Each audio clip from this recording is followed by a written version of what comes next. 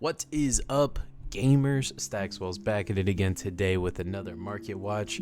We had a battle hardened, Dromai's leaving, people are still speculating into Part the Mistveil, we're getting Part the Mistveil spoilers, and we had an eclipse. A lot of weird things going on the market. Let's just go ahead, not waste any more time, and jump straight into it. Yes, you heard that right. Eclipse is getting bought out on the market. I wouldn't say bought out, but it has like doubled in price in the last couple weeks. And I don't think this is because of the actual eclipse that happened. I think it's because Eclipse took four of the, or not Eclipse specifically, but like Chain took 4 of the top 8 spots in the Living Legend Battle Hardened that took place at the Pro Tour. And people are probably just speculating into it as it was so cheap. It was only like $7. It has since jumped up to like $16, $17. So pretty substantial hike there. And if we look at the cold foil, cheapest cold foil on the market is only like $20 for a near mint copy.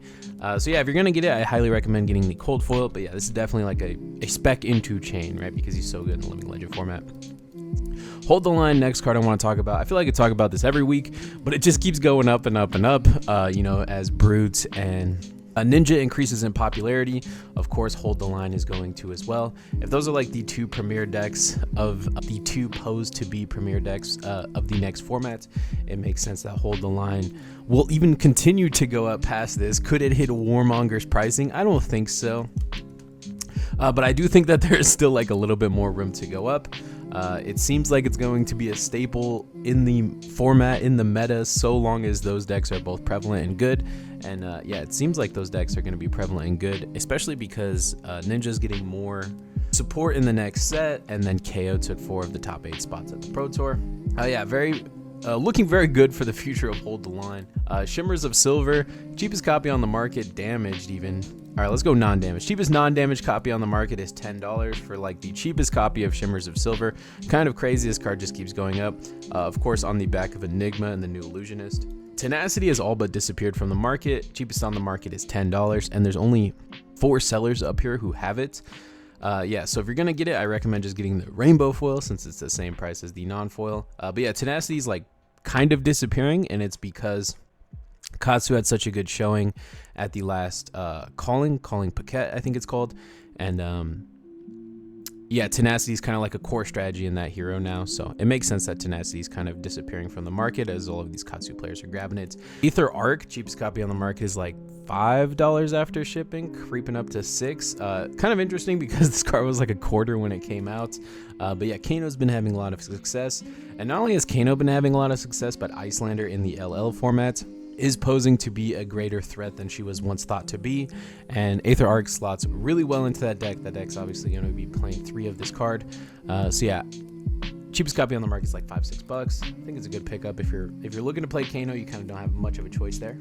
Dishonor, yeah, Katsu hype is definitely real. Cheapest copy on the market is like $15 now. I'm afraid to look at the rainbow foil. Rainbow foil is like $25. This is insanity. But yeah, it makes a lot of sense. Katsu hype is just there. Like, not only did Katsu perform well, but Katsu's like a fan favorite. This would be like if Leviah won a calling or something like that. Just imagine what would happen to the market. It's kind of what's going on with Katsu cards right now. You know, fan favorite plus competitively viable. It's just like a recipe for all of these cards going crazy. Concealed Blade as well. Cheapest copy on the market is $13.50. This one also makes a lot of sense too because it's Assassin Ninja, and as we know, we're going to get a new Assassin and a new Ninja in the next set. So not only does like current Katsu like to play it, but yeah, it's very likely that the new Ninjas or the new Assassins will want to play it, or it'll be even better in the current existing Ninjas and Assassins given the new support, right? Winds of Eternity is even going crazy. Cheapest copy of all of the Winds of Eternities on the market is $10. But yeah, moving on from the Katsu stuff, we have Codex of Frailty. Codex of Frailty has been seeing some very interesting movements lately.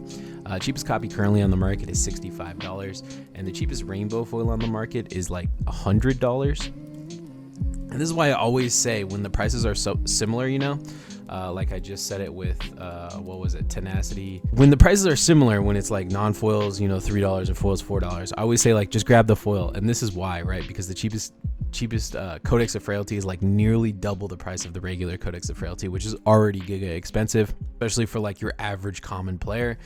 Yeah, so playset of foil Codex of Frailty at this point is $300. Kind of insane. Yeah, just take this as like a lesson of, if the price is similar, just always get the rainbow foil, because when you go to sell your cards one day, it's definitely going to be paying back dividends for sure. This round's on me. Cheapest copy on the market is $8.50, and then the cheapest rainbow foil is $12. So right here, again, I recommend picking up the rainbow foil. This round's on me seems like a good pickup, considering Assassin and Ninja are going to be prevalent moving forward. I think it's actually very good versus Assassin, just kind of like low-key good versus Assassin, like you wouldn't think about it, but yeah, it's like incidentally also good versus Assassin. Obviously great versus Ninja. For those who don't know, during like the Phi meta, this card was like $25. So it makes sense that if Katsu's gaining popularity, and then if the new Ninja that's going to be coming out is going to be just as popular, then this round's on me is posed to go back to that price tag. I wouldn't be surprised at all to see it. It's also a blue, like kind of like worth mentioning, right? All of the Mystic Heroes like blue cards. Yeah, that's kind of a smaller one, but it's something to note. Art of War. This card, specifically the rainbow foil, is actually like coming down a little bit. Cheapest copy on the market for the rainbow foil Art of War is $75, which is kind of insane because Katsu just did insane, right? Katsu just did insanely well. Art of War is obviously a key part of that strategy. And then he's going to be a key part of the new Ninja strategy, almost certainly. So yeah, it's cheapest Art of War rainbow foil has ever been, and I highly recommend picking it up. This card is going to be like a staple for probably years to come in this game. Like this, E-Strike, Command and Conquer, that's like the big three, right? Whenever those cards in foil start coming down, I always have to recommend picking them up because yeah, they're just the best cards in Flesh and Blood, and I highly recommend having them. Wave of Reality, cheapest cold foil on the market, is up to $20. This one kind of makes sense with Enigma. Caring so much about Spectral Shields, it wouldn't surprise me in the slightest if Wave of Reality is going to be like the default way to play that hero. Heist, people aren't looking at Dash.io cards at all, but Dash.io is like actually kind of a decent deck. Like, it's definitely not bad. A couple more tools and I'm sure she's going to be right there. And who knows, maybe in the expansion slots in Part the Mistveil, we get a Dash.io card or two, and that's all she needs to become like an S tier top tables, top 8 every tournament deck. For those who don't know, Dash.io just got second place at the last AGE tournament, piloted by Tyler Horspool, had an amazing showing with the hero. And yeah, all the Dash.io cards are way too cheap. I bring up Heist specifically, but yeah, all of them. Take a look at like, you know, Max Velocity, Twin Drive, Adaptive Plating, like every Dash.io card I think is way too cheap. If you haven't looked into the hero, or if you've been considering picking her up, yeah, she, like I said, she's just one spoiler card away from all of these cards just going absolutely crazy. Mask of the Pouncing Links, I specifically want to talk about the cold foil. Everfest Majestic, we love Everfest Majestics on this channel. You guys know that. They go crazy. When they're good, they go crazy. And I think we're a little bit early on Mask of the Pouncing Links or something. Like, it's been bought out a couple times before. But the cheapest cold foil on the market is still only $20 somehow. And yeah, with the new Ninja coming out, with Katsu playing Mask of the Pouncing Links and Tenacity, right? That's like the way he's playing. That's why Tenacity is getting bought out. I think this card is still way too cheap, and I don't know how much longer it's going to be that way. Before we continue, I do want to say, if you're going to be picking up Mask of the Pouncing Links or anything else we're talking about in this video, or anything at all, please do so using the TCG affiliate link in the description below. It is absolutely free, costs you nothing, and helps support the channel. I very much appreciate it. Moving on, Spike with Frailty. It's been confirmed that the new Assassin is going to be dealing something with Stealth, so it would make sense to invest in the cards that synergize with Stealth, right? And unfortunately, it's kind of only the Spike with promos right now. Yeah, the cheapest copy on the market for the Spike with Frailty is like $2, but get ready for a jump scare because we're a little bit late on this, because Spike with Blood Rot seems to have already been bought out. Cheapest copy on the market is $14. That doesn't mean Spike with Frailty is not good, especially with all the warriors running around. I think this card's actually very good, particularly in this meta. And then Spike with Inertia as well is only $2.